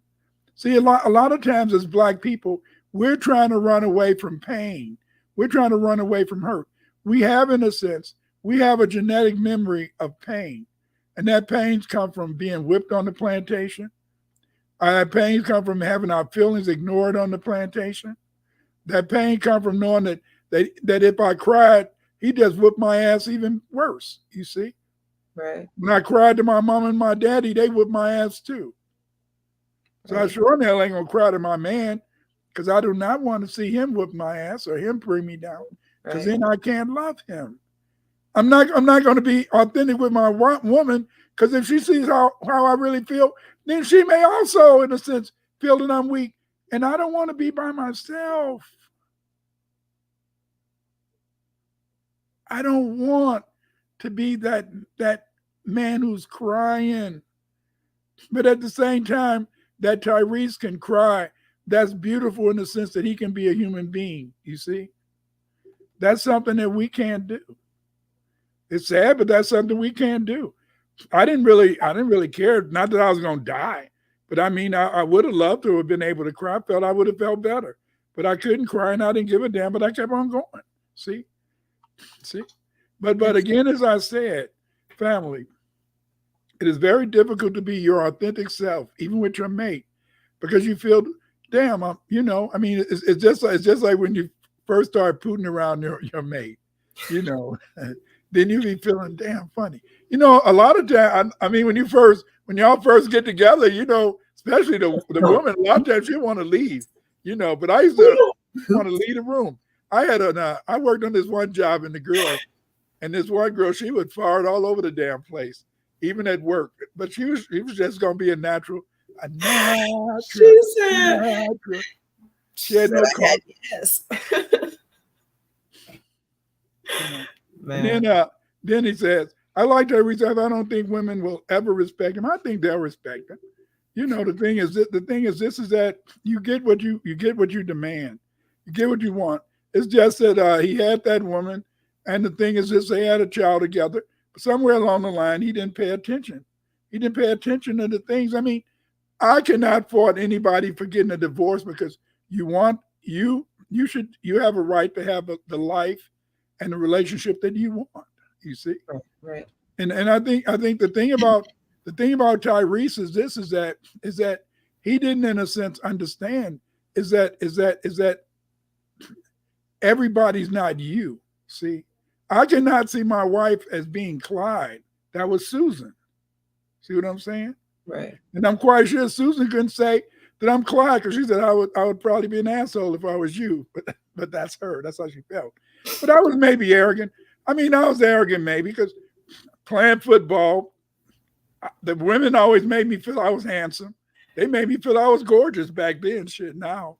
Well, that's why she made you hold her hand, because she said, that's mine. Yeah, that's right. But I felt so. It was hard it was hard. I'm walking around campus and the brothers holding me in contempt. Clyde, we used to think you was somebody. You was somebody before you got married. Then I became a nobody. And here you are, after a very long, wonderful, beautiful family building session on this planet and plane, and some of them are dead, single, and forgotten, and didn't have any children. And it's so interesting how people can talk very big about some of these things because of how we've been conditioned. Our conditioning to not show emotions is to our detriment. But Tyrese being able to just be authentically emotional, I think it's like when people say that they're colorblind, I kind of get jealous. Like how do we do that? Or and even as a man, you get jealous that he can have that. That is the ultimate freedom. The ultimate freedom. Sure. Right. But are you colorblind, or is it something else? And then when you think about the signs, right? She probably was showing him signs, and it probably was before they had a baby. You know, some people want what they want, and they're like, I'm going to love it to death. You know, I'm shower it in gifts. I'm going to make it worth their while. And it is for a time, but then it's not. And then people start to get honest with themselves. Uh, you know, what she said about finding yourself as a woman, especially with regards to the age thing, I think that's so real if she's been doing one thing for a long time. But then it's up to him, if he's around, if there is a him, to remember. Love. Yeah, like go back to how did we used to be? Have we always been homebodies that never go anywhere, or did we used to go to the park and walk or go to the beach? You know, like the little things add up to very big things. But haven't you noticed that family, most men are always trying to be themselves. They're on the game, playing their games, watching football on Saturday and Sunday and playing their games. But then, in a sense, they want you to be adventurous, you to be, be all and just be that woman and be the superwoman and sexy. You got to be sexy. But I could be fat and out of shape and shit, musty and stuff. Terrible. Terrible. Tariq sending them brothers some of that damn deodorant. But again, that's right. And it works really good too. We got some when we went to visit his museum. So shout out to his scientist. Russell said in the chat about his wife. I read that too, and not even that I read it. I saw the video. I saw that, but I didn't know this was the same woman. I know he's been married twice, so I just wasn't sure. But yeah, that chick said that she was more interested in Paul, what's his name, Walker, than she was interested in Tyrese. Right. And then he was crying on that video. Come on, let's face it. Let's face it. I remember when I was in high school and stuff. And so then this girl, in a sense, I mean, damn, when I wanted to try to meet her, we had activity every Friday. So I wanted to go meet her and stuff like that. And so, she was cool, But then I saw my baby down. I wanted her more. Sure. Sometimes you and your friend, a woman can be interested in you and your friend, but that doesn't mean she really wants him that way. See, this is a thing that men make a big mistake. Sometimes people make a big mistake. Just because people can see you as handsome, see you as this or that, or beautiful. I saw many beautiful women throughout my life, and a lot of those beautiful women wanted me, but I didn't want them. You see what I'm saying? And so, see, that's how people make a mistake when they think that just because somebody is beautiful, just because they may want you, that doesn't mean that you want them. See, and it's hard for me as a man to say that because, see, as a man, you're supposed to be a hoe, and any woman who want to have sex with you, you're supposed to go ahead and drop your drawers because you're a man. You shouldn't turn down anybody, and if you do turn down somebody, you got to be gay. Yeah, you got to be gay. I remember y'all was talking about you and your friend was on a show talking about the penis or whatever. I thought that was one of the silliest shows, but y'all carried it. But because I remember I had once read this thing and how this woman, when she talked about the penis, she just made it the fellas. Damn. I said, damn, is it that beautiful? Is it, it was so, the way she talked about it was just like, ugh. It was so, I said, damn, hell, that it's better than a human being. But the point is that we have to understand that we have to be able to give of ourselves. We have to be able to sometimes cry because there's nothing wrong. There's nothing wrong with crying. Right. But that's not in our culture. It's not in our culture. And because it's not in our culture, we have to avoid it. But at the same time, when you're just as a man expects a woman to always be exciting, to always, stay in shape, we should want to at least if you're not going to stay in shape, at least be ready to take them places and right. Be ready to throw nice it out. things. I mean, give something, you know, and that's the most important thing in life is that is not enough to love. You see, and I'm gonna tell you something else. It's not enough to just show you love somebody. That's true. You know, it's like that old song, "Show and Tell." That's the way. When I want to say, no, that's right. That's right. Yeah.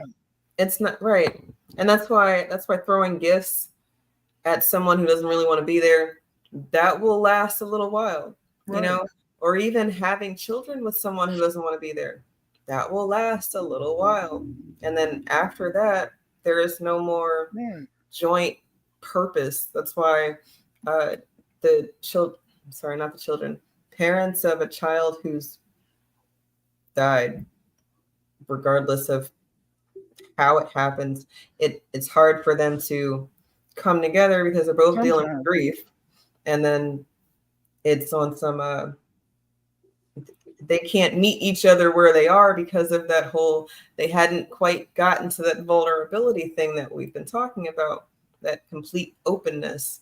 You know, women tell their doctors, or not even tell. When I was pregnant the first time, I was married. Oh, I'm one of those white girls. No, I'm just kidding. The first pregnancy, they were very much stressing that postpartum depression. Yeah. And it was always when my husband wasn't there. Every single time after that, it seemed like they always wanted to get this insider information. Are you safe? Is everything okay? Do you feel, do you have thoughts? And I hate that it seems like it's for a purpose other than to help these women with these thoughts. If they don't have anybody at home to talk to, it's a trip. They go to the doctor and they're not necessarily helping as much as documenting a lot of things. And then at least I live in Chicago. In Chicago, at least every couple of years, it's a single mom living by herself who kills all her kids and then kills herself. So this phenomena, but see, my wife used to tell me that would come to her mind sometime, but she would fight it. I don't know if it's came. I don't want you to say anything, but the point is that, see, my wife is dead, so nobody can question it. But the thing is this, though, is that this is being human. And see, a lot of times we're not allowed to be human, especially as Black men and women. We're hardly ever allowed to be human. And, think about it though. If you were a self-hating brother fucker, and then your wife is like, "Oh, I feel like I gotta do something," and then you take her ass to the crazy house because she has no control over herself because she wants to kill my kids. You know, that's very scary to put that type of information in someone's hands and then let them have it, you know, without locking the doors, or you can't leave until you forget it, or you know, or whatever it is. If you become one, see, this is the whole problem. When you become one, if you can become one, it's no fun being one. I'll admit it's no fun being one, because when your mate thinks like you, does this, that, it's hard, because sometimes you don't see any difference. But at the same time, it allows you to be more authentic more often. Yeah. See, but the point is this, is that, because see, no matter what I might say of family, nobody wants to be hurt, and we're always trying to avoid being hurt. We're always trying to avoid being hurt, and because we're always trying to avoid being hurt, then it's very difficult for us, even in our relationships. You know, even though you can see somebody naked, you can make love and all that type of shit for years and years, that still doesn't mean that you can feel have the nerve to be authentic, have the nerve to really feel in the sense that you're wanted, you know. But anyway, I'm going to show a few brands, please. Excuse me.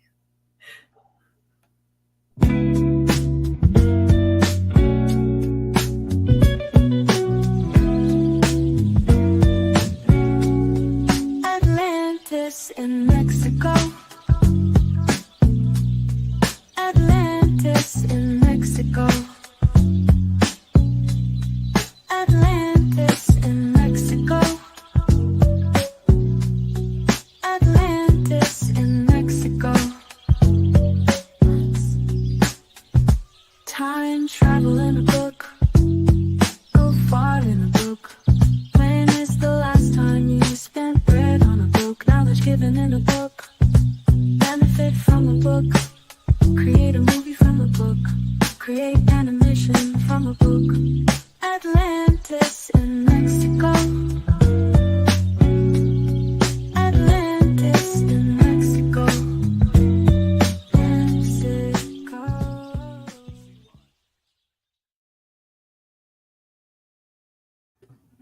Free your mind, let it go. To the top, drop it to the floor. Take energy, come at like whoa. Spring water, let it go. Free your mind, let it go. Tap in, go, let it nigga know. Hey, let it nigga know. Let it nigga know. Energy, come at like whoa. Spring water, let it go. Free your mind, let it go. To the top, drop it to the floor. Energy, come at like whoa. Tap in, go, let it nigga know. Hey. She told me go and put it in her heart. I told her I don't wanna break it all apart. Let me be a night light in the dark. Hey, my nigga shine bright with the art. Gemini 2-time, know what's up. Got the stars on the line with the charts. Big dog, so I gotta leave a mark. Free your mind, cause I'm not that smart. Hey, energy, got my light walk. Spring water, how did that grow? Free your mind, let it go. To the top, drop it to the floor. Hey, energy, got my light walk. Spring water, how did that go? Free your mind, let it go. Tap in, go, let it nigga know. Hey, let it nigga know.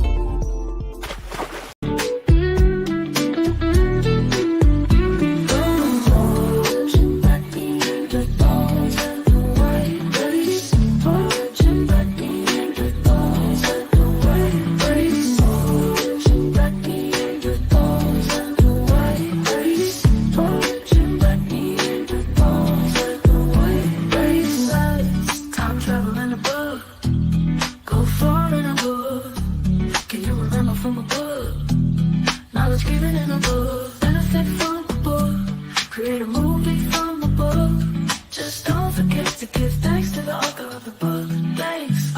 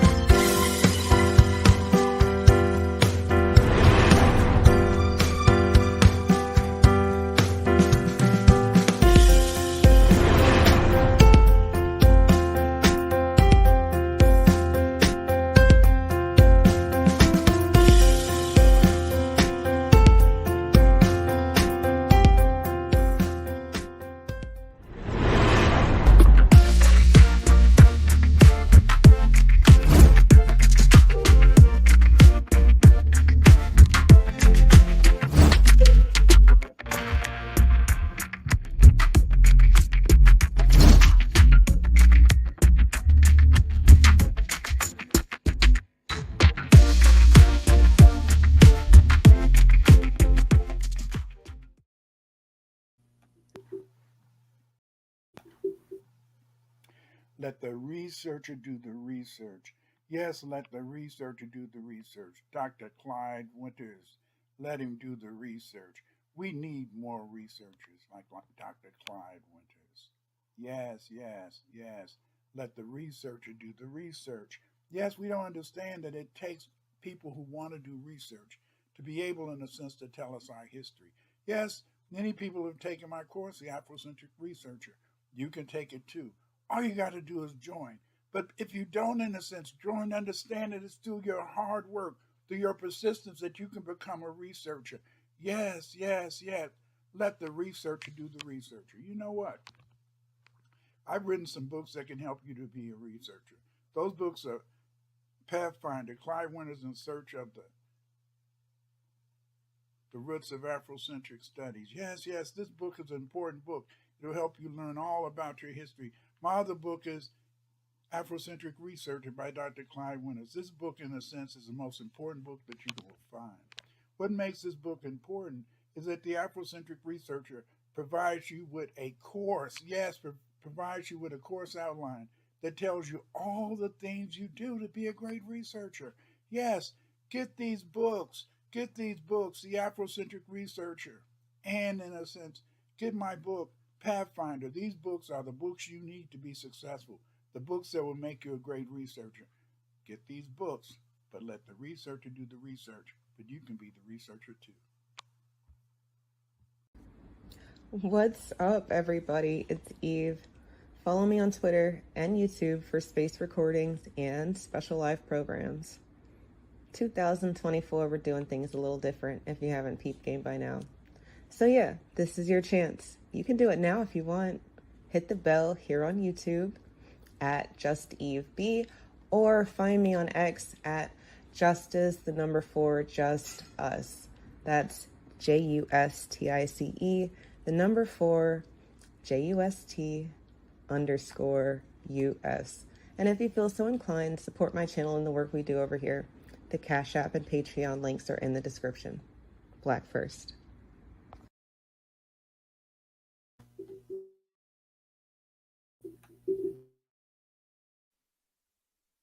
The only thing that can save you is be one, be one, be one. To fight Cage, you must stay black first.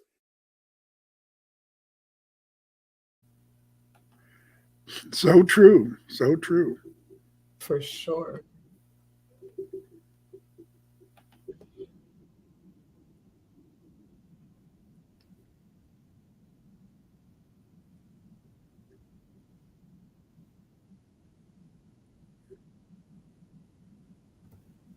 Are we back? Then the food, the tiger, I chill, red, pirate, biology. Take it to the air, where there's no one there. We won the battle on the ground. Final call came around. Some of us heard that calling.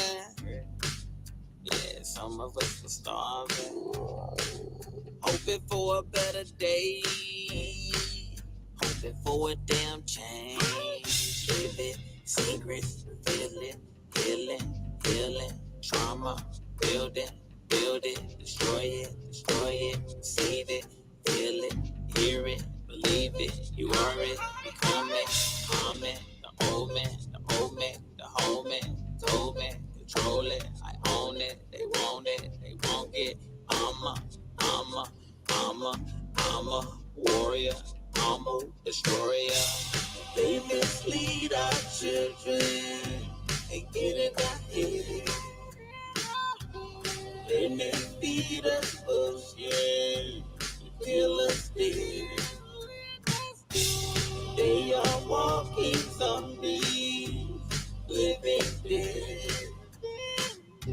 And they are all parasites, killing dead. Take it to the air. Yeah. Learn to keep up even when the race ain't made for us. None can rub my nuts. Open up, genie, pop up. Want me to open up, but my heart can't open up. I've been hurt, no, I can't tell you my secrets, but if it worked for me, I know that it worked for us. No spoon feed us, ain't no off switch. I can never switch. I know too much shit. They mislead our children and get in our head. They feed us bullshit, killers dead. They are walking zombies, living dead. They are all parasites, kill them dead and take it to the air.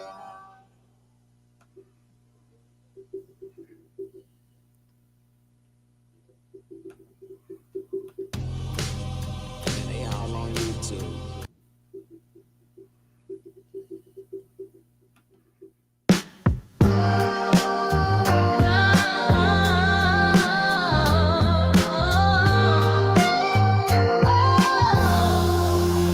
No need to pretend anymore. The truth is in your face. FBA roots, FBA roots, FBA roots. Oh, no need to pretend anymore. The truth is in your face. FBA roots, FBA roots, FBA roots. The Moors once ruled from woman to man. In Europe's heart, they wanted our land. Dr. Clyde reveals the hidden past, where blackness thrived, a vivid past. No need to pretend anymore. The truth is in your face. FBA roots, FBA roots, FBA roots. Oh, no need to pretend anymore. The truth is in your face. FBA roots, FBA roots, FBA roots. From rooms to moors, the truth is told. Stories of strength, being black is bold. Cultures blended, histories merged. A bond of funk, our souls converge. European tales, they twisted well to hide the truth, but their plans soon fail. See, Dr. Clyde's light shines beyond bright. We the black aboriginals are righteous in this fight.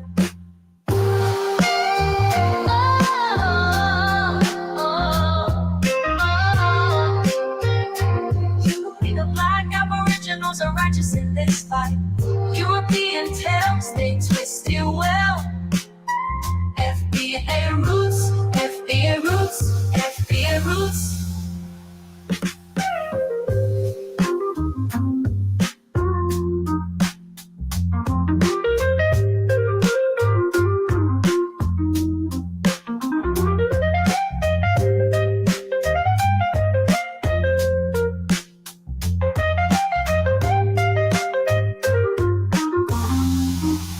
No need to pretend anymore. The truth is in your face. FBA roots, FBA roots, FBA roots.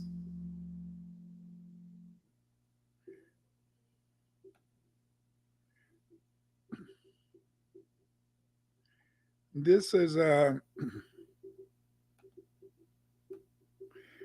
like I said, those videos were by Yoshima the Genius, and you know, you guys can get his videos at yoshima.gumroad.com. So check him out. Again, Eve, I've enjoyed this conversation. When you first sent me the idea about crying and me about crying, I really, it was kind of a very hard topic because, you know, you may not realize that crying is just not part of our culture. It's very hard for us to cry, and I think it's because we were whipped, beaten, and all that. And it's even sad because I know I always tell a story about my auntie, and my auntie, when she was crying, I said, "Why are you crying?" And then she said, "Because I'm a woman and I can cry." But she told me that. But then by the 70s and 80s, that wasn't part of our culture. That wasn't a culture that black women had because, you know, the white man was able to put this shit on TV that our women were the superwomen. And because you were a superwoman, Eve, I'm not supposed to feel sorry for you. Yeah, Becky and Karen, they can cry, and I should drop everything to come over there and comfort Becky, you know. But the point is, this is that they said that our women can't cry. Family, we can cry, both for our women and our men. Did you want to have a final comment for tonight? It's never my intent to try to stump you. with my thoughts on what we're going to have a reality check about. But I think that this was a good one because, well, not only is it a stigma for, for men to show emotion, but women, when we show emotion, it oftentimes gets misinterpreted, which is why, people say that they don't want their children to be upset by their tears, when really, essentially, I think children are like problem solvers.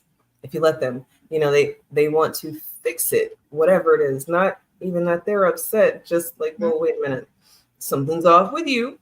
And that's not how you normally are.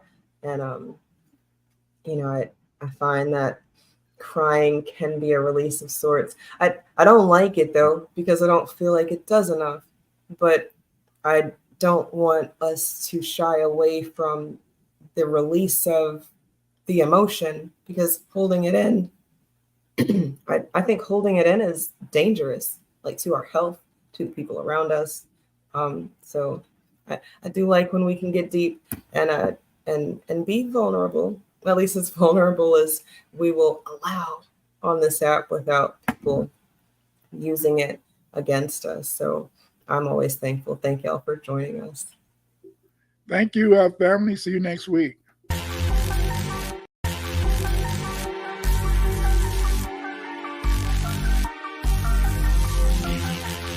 If you're not going to speak up, you're the one to do. If you're not going to speak up, you're the one to do. If you're not going to speak up, you're the one to do. If you're not going to speak up, you're the one to do. Vampires, they prey on your fears and then stay away. Vampires, they prey on your fears, control your honest fears. Don't let them take your energy. What I say. Don't let them suck your control your honest fears.